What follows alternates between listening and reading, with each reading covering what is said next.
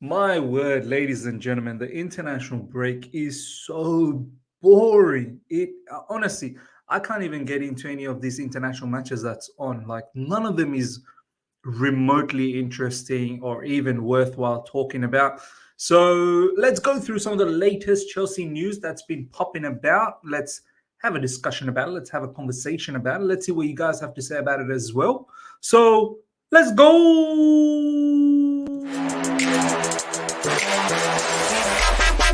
All right. Here we go back again on the other side of the coin. All right, welcome back to the other side of the coin, ladies and gentlemen. Let's get cracking on the latest in Chelsea news at the moment. As you can see, Chelsea will hope that the fact they have self-reported will head off a points deduction and instead be heavily fined and maybe face a transfer ban. But they must be shifting nervously post Everton. This is coming from, I think his name is Jason Bird.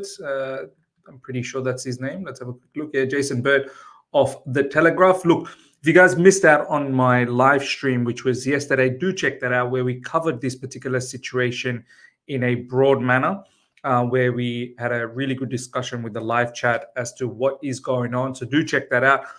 All I'm going to say is that watch this space. I think Chelsea probably will get some sort of points deduction, maybe not. I'm hoping it's just a fine or maybe a transfer ban, but a lot of people are saying that the fact that Chelsea are owning up to it, the new owners are coming out, and kind of exposing all the issues from the previous ownership.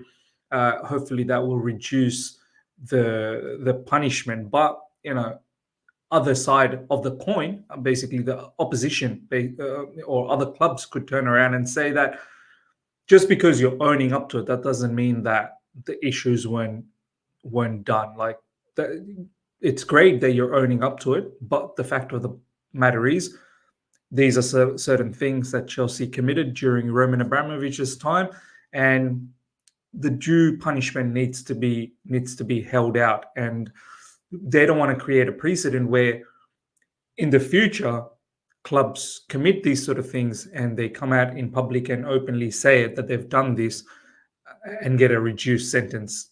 At the end of the day, you've done the wrong thing and you need to get punished for it. So let's see what happens. I hope we don't have anything severe on it. I truly hope nothing will happen this season. If something does happen, let's see if it happens next season. But watch this space. Check out my stream yesterday, which will cover a lot of it. Next up, the only defensive player expected to leave Chelsea in January is Trevor Chalobah. Benoit Badiashile is still absolutely part of the club's plans. This is coming from Fabrizio Romano. There's some news that happened in the last 24 hours that perhaps Benoit Badiashile is getting linked with AC Milan. AC Milan potentially looking to take Badiashile on a loan. Look, all I'm going to say is that I don't think that's going to happen. I think Badiashile is definitely in Chelsea's plan, as Fabrizio Romano is saying, and I absolutely agree. Trevor Chalobah is the one that's on the outer. Trevor Chalobah is not featured. He's injured, obviously, and he's way surplus to requirements. Now, in regards to Benoit Badiashile, all I'm going to say is that all the centre-backs we have right now, besides Thiago Silva, for me, Thiago Silva is just creme de la creme. But all the other ones, Benoit Badiashile, Wesley Fofana, Axel Disasi, Levi Colwell, they've got a lot to prove still. They're not by any means world class. Yeah, I like Levi Colwell a lot. He's not played centre back that often for us. He's played in left back position. I like him because I've seen a lot more of him in the Premier League last season with Brighton, and then the season before that in the Championship as well. I saw him. I believe it was Huddersfield, and I know what he can be down the track. Axel Disasi, Benoit Badiashile. Yeah, Benoit Badiashile did really well last season. This season, obviously, he's been injured. Axel Disasi, I think he's shown glimpses of being a very good defender. And Wesley Fofana, a particular player that's just been injured for us. And in fact, for us, he's not been that great overall when he hasn't been injured. Yes, for Leicester, he's been very, very good. But what I'm trying to say overall is, with all of these centre backs, none of them I can really come out and say, do you know what? Nah, keep him. Like, they're going to be world class. You can tell. So when I hear news about Benoit Badiashile potentially linked with AC Milan, I'm not honestly, I'm not perturbed. I'm not moved. I'm not. If it does happen, so be it. Like, I'm not gonna lose sleep on it. That's what I'm trying to say. I appreciate Benoit Badiashile, but I'm not gonna lose sleep on it. It's not gonna happen. He's definitely in the plans for Chelsea Football Club. But even if there was a rumor that he's potentially going to be loaned out to AC Milan, whoop-de-doo. Seriously, whoop-de-doo. Because right now I'm at a position where, as I said, none of our CBs besides Thiago Silva, I don't feel like saying, yeah, that's a defender we need to hold on to because they're going to be world class. Let's see what they do. Let's see what they do. Let me know in the comment section. Like, am I being harsh? Do you understand where I'm coming from? That's what I'm really looking for. But yeah, comment below and let me know. AC Milan could attempt to sign Chelsea defender Benoit Badiashile on loan in January. This is the link that I was telling you about. This is the news that's floating about. It's coming from Gazzetta. I don't think it's true. As Fabrizio Romano said, Benoit Badiashile is definitely in Chelsea's plans. This is an interesting news, a little bit of interesting comment coming from Thierry Henry in regards to Ugochukwu. I think it's worthwhile talking about this. And once again, let me know in the comment section how you feel about this situation. The problem with Leslie Ugochukwu at Chelsea is there are players like Enzo Fernandez and Moses Caicedo. He's not playing, and nowadays these players don't even play with the reserve side to keep their rhythm. So, look, I think this is the issue with having so many youngsters. I would have liked to have kept Santos as opposed to Ugochukwu. I get it. Like, I understand why Ugochukwu's been kept, because I believe he was playing for Lens or one of the French teams in the top division. So I think Chelsea made a conscious decision that it doesn't make sense for Ugochukwu to leave for a loan when he's already played at a higher level in Liga. But for me, it would have made far more sense to keep Santos, who was showing so much promise. We could have utilized Santos whenever Enzo Fernandez needed a little bit of break. Looks like Enzo Fernandez needs a bit of break. He apparently didn't play well against Uruguay when Argentina lost just recently 2-0. And now Enzo Fernandez, off the back of that, I think they've got another match to go for Argentina, and then he's going to come back to Chelsea. And we've got our match against Newcastle on Saturday. So potentially he's going to come back on Friday. Then there's a match on Saturday. There could be a situation where Enzo Fernandez might not play this match against Newcastle. There may be, because I'm starting to think all of this travel, jet lag, surely these players are getting injured. They're getting fatigued. So Ugochukwu is someone who's not going to be able to, replace Enzo Fernandez whenever Enzo Fernandez needs a break. So Ugochukwu is in a situation where, his development is getting hampered. His development is taking a bit of a pause, I suppose. So, once again, I didn't understand this situation of keeping him. It would have made far more.